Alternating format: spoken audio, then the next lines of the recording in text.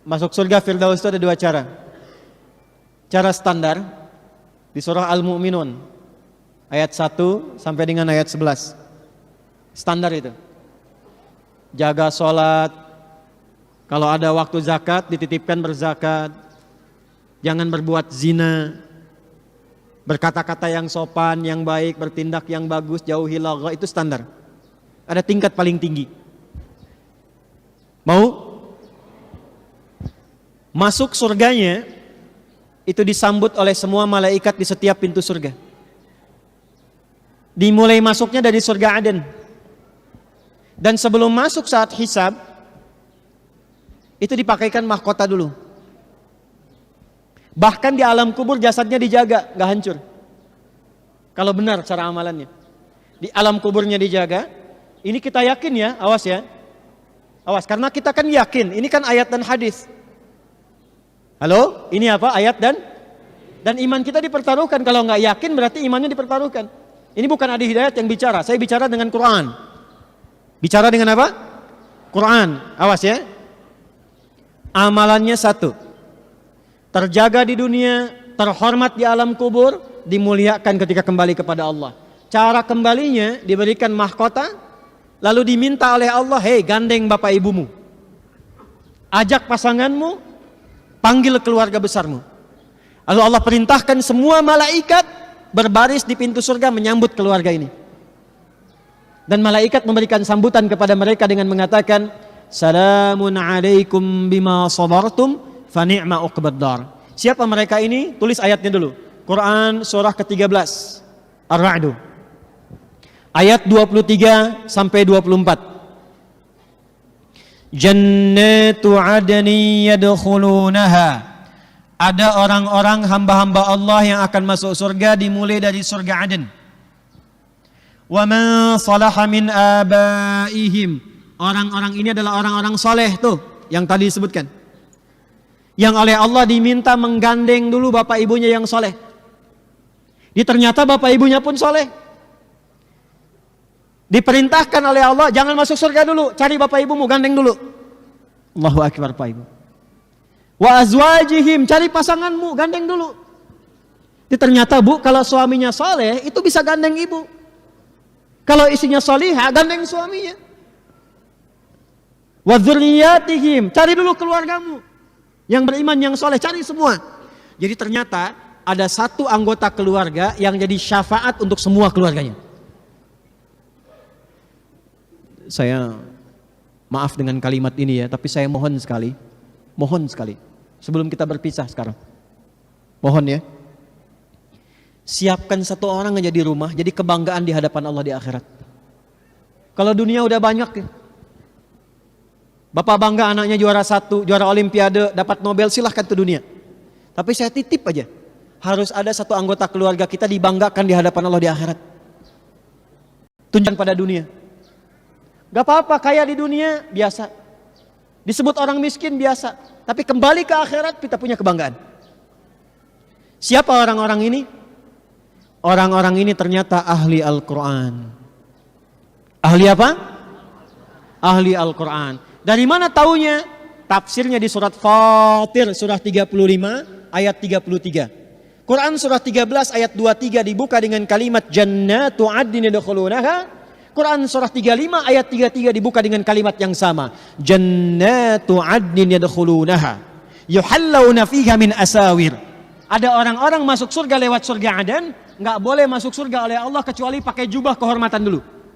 Pakai gelang-gelang emas, pakai mahkota kehormatan. Siapa orang ini? Ayat 32-nya ternyata ahli Al-Qur'an. Thumma awrasnal kitab alladzina astafaina min ibadina. Kemudian kami wariskan Al-Quran kepada hamba-hamba pilihan kami. Ketika dipilih oleh Allah, dia konsisten sampai meninggal menjaga Qurannya. Di akhirat dia menjadi syafaat untuk keluarganya.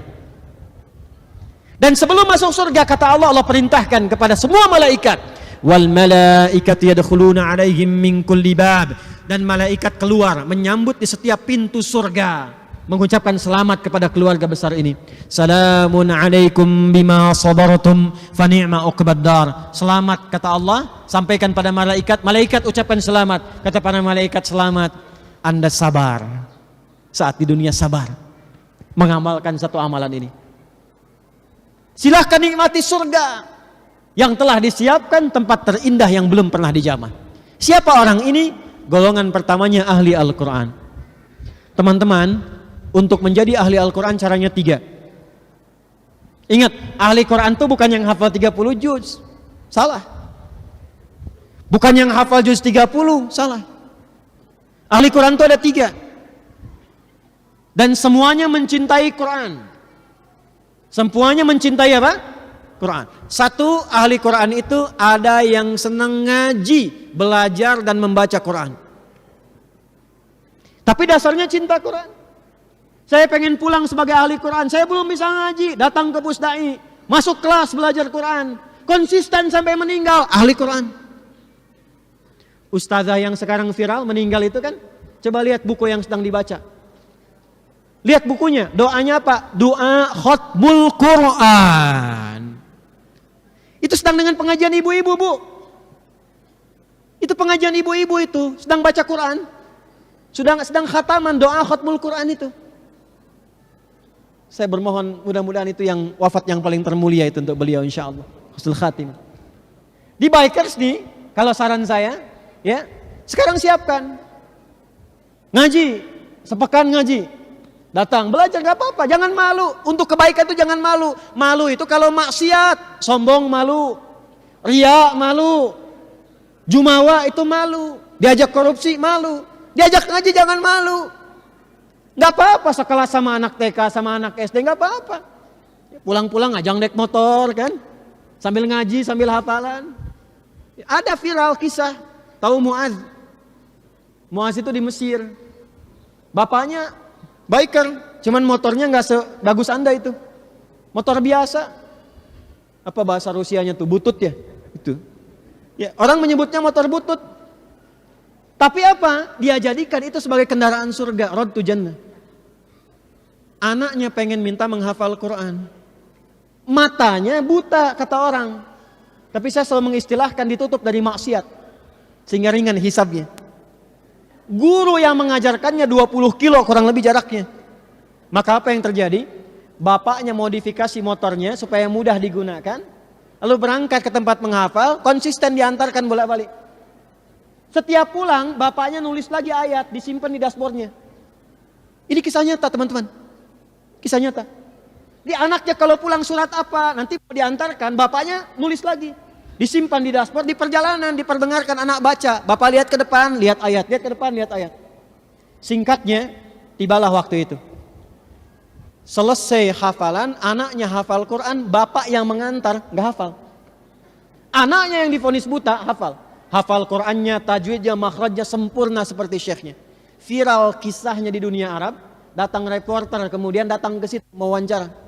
Ditanya, perhatikan kalimatnya. Ya Mu'adz, kalau engkau diperkenankan untuk memohon dan permohonan itu terkabul saat ini, kira-kira kamu mau minta apa? Kalau saya diminta bermohon dan permohonan itu akan dikabulkan, perhatikan, maka saya akan memohon kepada Allah saat saya akan menghadap sendirian di hadapan Allah. Enggak ada ayah lagi yang mengantar, enggak ada guru saya yang melindungi, hanya saya dengan Allah mempertanggungjawabkan semua perilaku saya saat hidup di dunia. Maka saya akan berkata, ya Rabb, ya Allah, saya telah berusaha menghafal Quran ini dalam keadaan mata saya buta sampai saya menghadapmu saat ini. Kalaupun saya memiliki banyak dosa sampai dengan hari ini, mohon ya Allah, dengan Quran yang telah saya hafalkan ini, ringankan siksa saya di neraka kalaupun saya harus mendapatinya. Anak kecil, belum dihisab, belum balik, mata buta, menghafal Quran, menjadi ahlak Quran, hanya untuk menyiapkan bekal kembali kepada Allah dan minta diringankan siksanya. Siapa kita? Antum yang motornya saya lihat bagus-bagus tuh. Luar biasa, bangga. Jaketnya, pakaiannya, macam-macamnya. Itu dunia teman. Anda kalau pulang dari sini wafat, apa yang Anda bawa menghadap Allah Subhanahu wa ta'ala?